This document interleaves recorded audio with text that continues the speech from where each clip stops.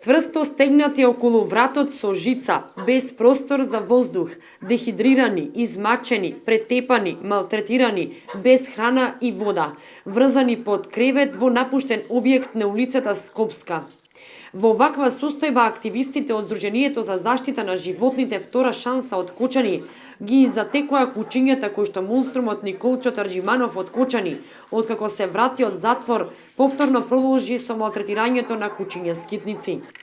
Активистите од Кочанското здружение по дојава од граѓани отидоа на местото и ги спасија и ослободија безпомошните животни. Кочанскиот монструм Коле се продолжува со истото злодело, ги малтретира животните. И тука сме на една локација каде што најчесто ги зима животните. Пак ќе одеме да видиме што има.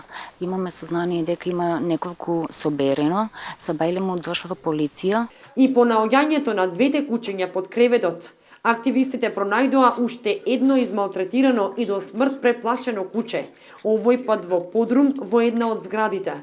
И тоа беше цврсто врзано околу вратот, изгладнето и дехидрирано. Имаме дојава од совесни граѓани дека Кочанскиот монструм Коле повторно има земено животни и викнавме телевизија за да ве увериме и вас дека сето тоа што го збориме не е на празно. Еден апел даваме до надлежните органи, затоа што сега се случува на куче, утре може, дај Боже, се случи на дете, на жена, не е битно.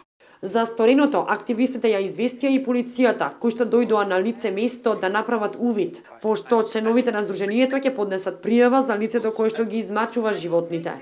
На оние што ги ослободија, активистите им дадоа храна и вода, а за тоа животните видно ја покажаа својата радост и благодарност.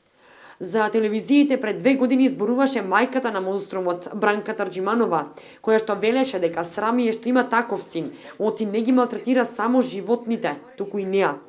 Граѓаните стравуваат од можен напад врз дете или жена, а станарите коментираат дека на овој дел од градот честа е сликата на остатоци од тела на мртви кучиња, распаднати лешови, расфрлани екстремитети. Често пати има расфрлани празни шишиња пиво и искористени кондоми. Постојат и оправдани индиции дека кучињата се сексуално злоставувани, а потоа и убивани од посочениот монструм, кој што одамна му е познат на полицијата.